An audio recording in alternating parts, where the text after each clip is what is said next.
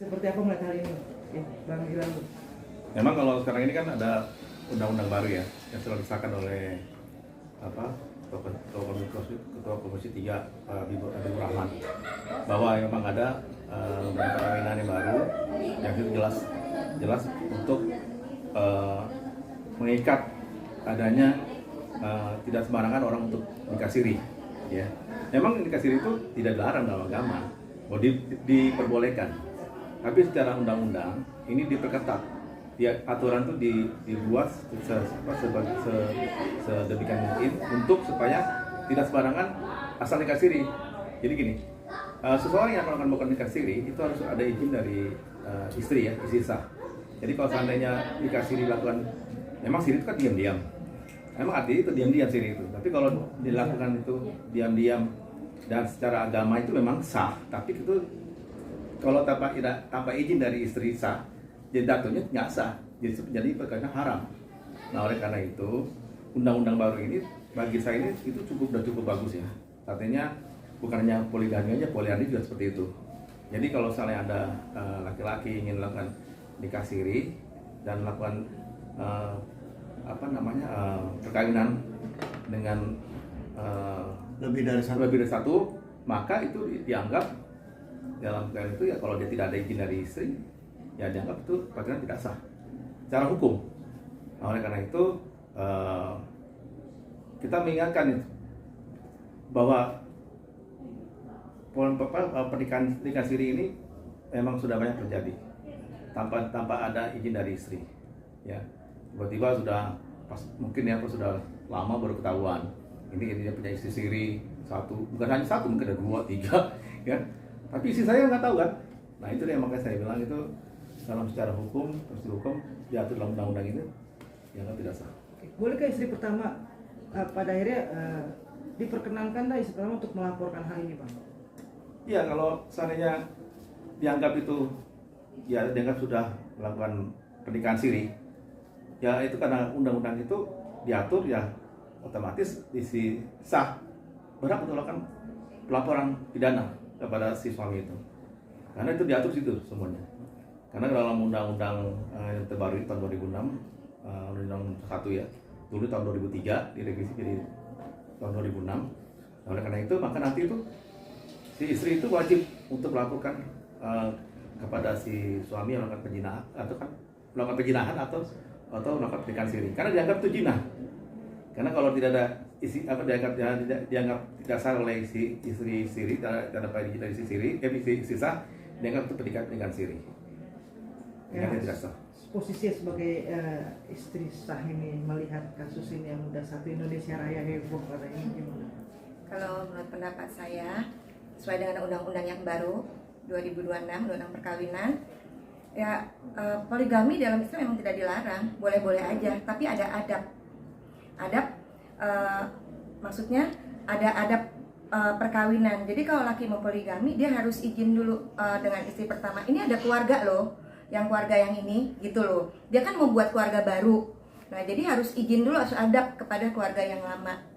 Ya, kedua, tujuannya sebenarnya untuk melindungi kaum perempuan dan anak-anak. Kan undang-undang yang baru kan keluar kalau misalnya pernikahan siri itu istri pertama nggak tahu, itu kan ada undang-undangnya, pidana istri pertama berhak melaporkan mereka.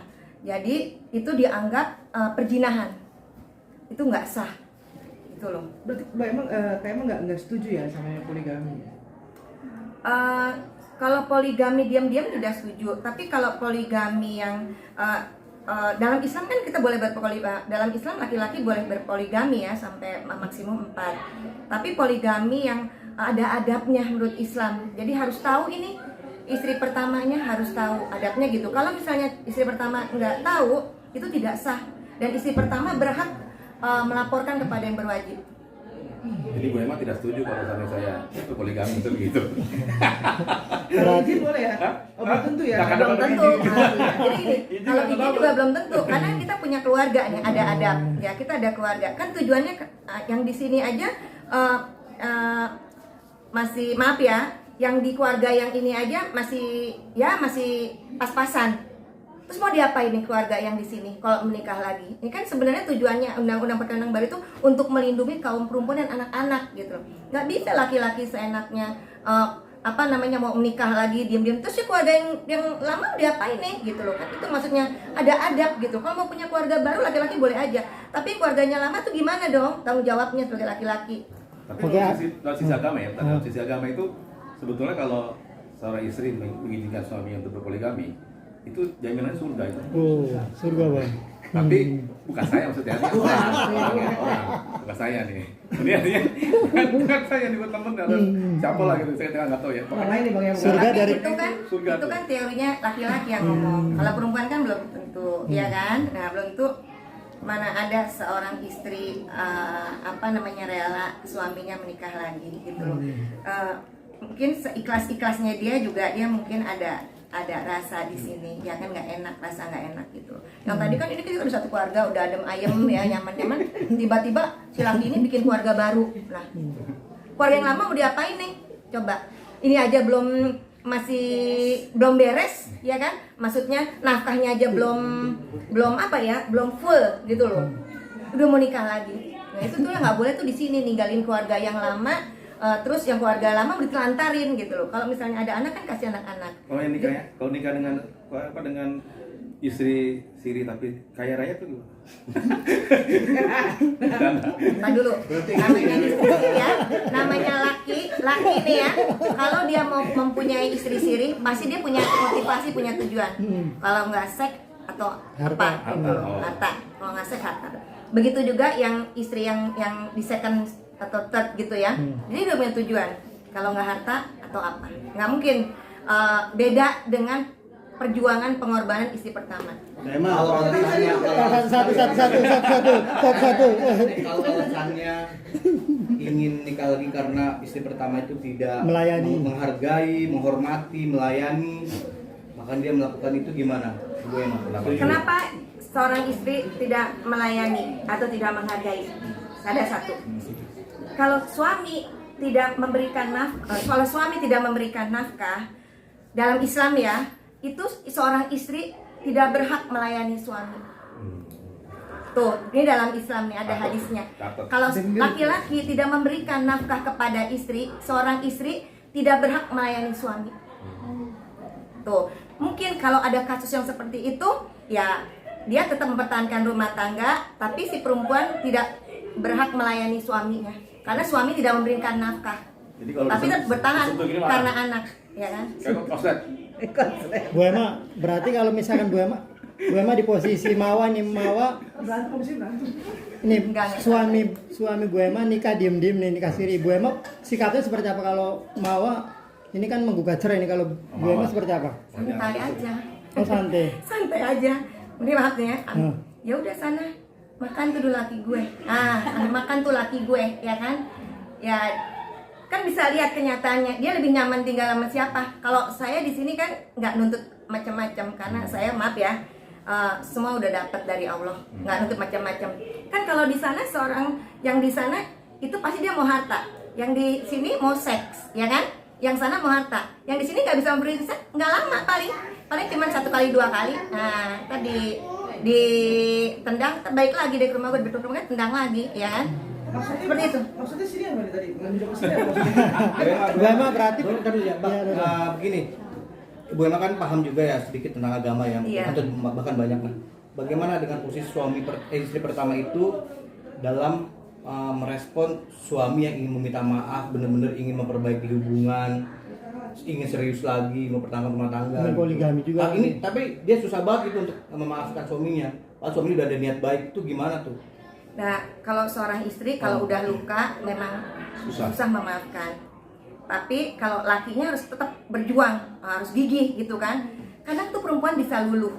Ya karena dia udah hidup lama berdampingan, dan awalnya kan rumah tangga itu kan ada pondasi. Awalnya kan pondasinya ada cinta, ya kan? Tapi kalau udah hidup udah lama, ya lama-lama jadi kayak saudara, kakak adik. Nah, itu dia. Kuncinya di situ. Jadi kalau pondasinya agama ini kuat, ya kan? Pasti seorang istri bisa memaafkan. Kayak apa sih Mbak Emma? Kayak apa Pak Ilan? Ya kan? Gitu loh. Seorang istri kalau pondasi agamanya kuat, ya dia bisa memaafkan. Kalau Mbak Emma pribadi bisa memaafkan, tapi jangan ngulangin lagi. Kalau ada 1, 2, 3, ya kan? 1 kali ku maafkan, 2 kali ini, 3 kali, ada kan lagunya kan? Tuh.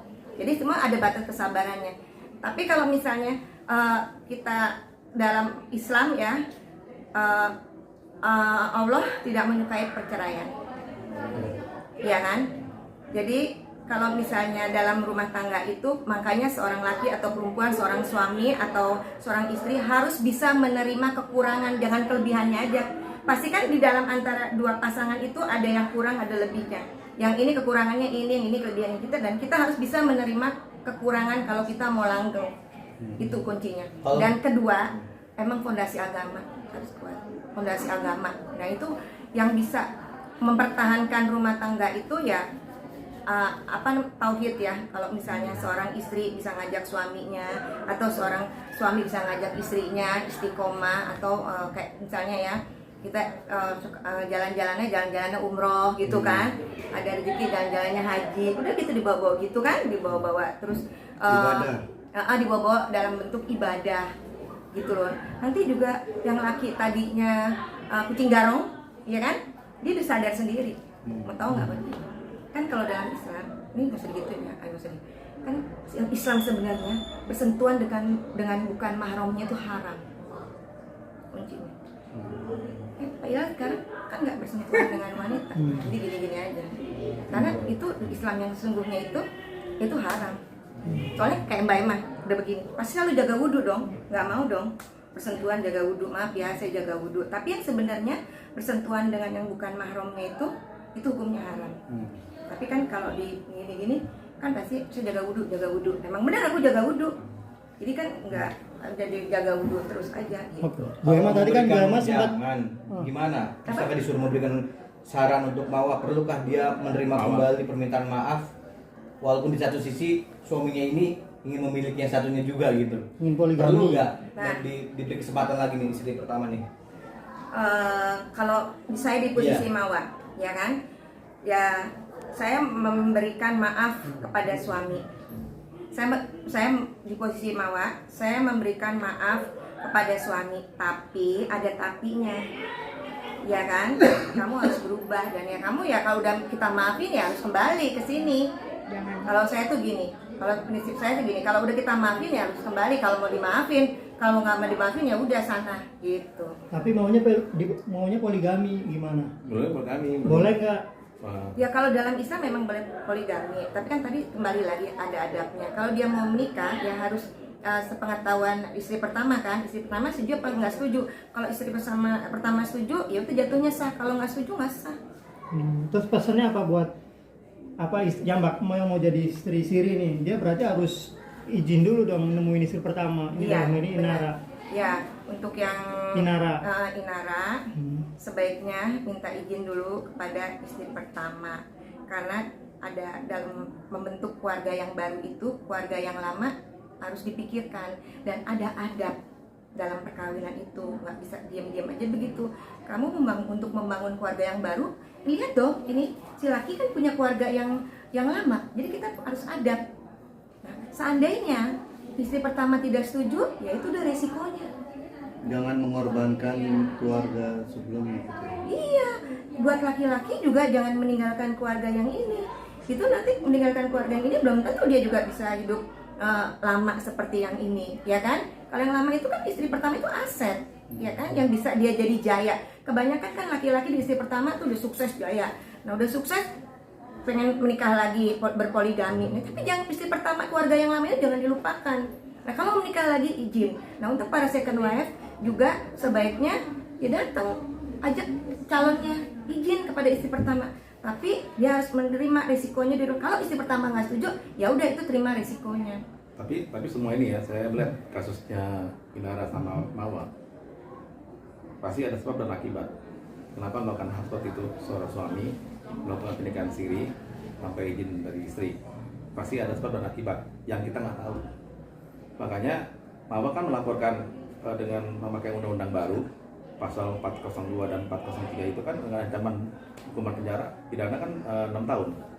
Jadi ada rasa dendam juga mungkin ya dari Mawar, apa sakit hati juga dari Mawar melihat suaminya seperti itu. Karena gini, kalau nggak ada sebab nggak mungkin ya Mawar itu bisa melakukan laporan. Pasti ada sebab akibat. Kita nggak tahu apakah ada KDRT, apakah ada ya namanya seorang suami pasti dia punya salah ya pasti ya gitu kan. Kalau yang nggak punya salah pasti malaikat kan gitu. Tapi namanya seorang istri kalau dia tahu lakinya udah menikah lagi kan diam-diam pasti itu ada rasa. Ya, dia ada rasa. Dan apalagi kalau sampai tahu udah terekspos pasti sakit. Bohong kalau dia nggak sakit. Berarti syarat berpoligami itu harus adil. Ya. Tapi emang laki-laki bisa adil. Tapi gini ya. Hanya Rasulullah yang bisa. Tapi gini, kalau misalnya dibilang adil ya, kalau dibilang adil, kan pernah ada satu Kiai Kondang, ya kan? Kiai Kondang yang bisa sebut namanya. Itu kan sudah direstui oleh istri pertama, oleh istri sah, kan sudah melakukan adil. Tapi sisanya malah nggak kuat. Karena nggak adil. Nah pasti ada sesuatu kan? Karena nggak adil. Kita manusia nggak akan bisa adil laki-laki. Cuma satu misalnya Rasulullah. Nah, beda. Kalian kan laki-laki bukan Rasulullah. Nah Rasulullah punya. Kenapa dia berpoligami lebih dari 4? Karena dia punya tujuan. Punya tujuan dalam berpoligami itu dia di daerah ini menyebarkan dakwah agama Islam. Supaya semua masuk Islam di kampung sini, dia menikahi di kampung sini. Dan Rasulullah juga menikahi janda yang umur 90 tahun. Nah coba laki-laki sekarang mau kan nikahin janda yang umur yang udah lansia? Nggak mau. Maunya muda-muda. Setuju nggak poligami itu pertanyaannya? Intinya saya sebagai kaum Hawa, ya dalam Islam memang boleh berpoligami sampai 4. Tapi ada tapinya. Ada syaratnya. Ada syaratnya, ada adabnya. Nggak boleh. Ada adabnya. Di sini aja belum, maksudnya di sini aja belum beres, udah mau punya keluarga baru. Nah, itu yang membuat perempuan-perempuan pada sakit hati dan dendam. Mungkin itu kali. Sini aja lu belum beres, sini aja lu belum ada nafkah yang full gitu kan, yang sesuai keinginan keluarga istri yang ini. Tiba-tiba udah mau punya istri lagi, gitu. Itu dia. Jadi 99% saya yakin nih semua istri nggak ada yang setuju.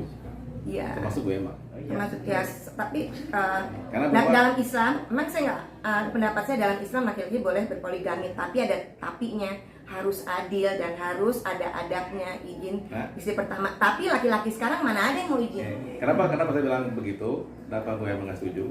Karena laki-laki itu punya akal 9, satu perasaan. Kalau perempuan 9 perasaan, satu akal. Jadi perasaan itu, kalau kita punya salah sedikit aja di BAP itu sudah 2 hari 3 hari. Oke, semoga pernikahannya Bang Ilham sama Bu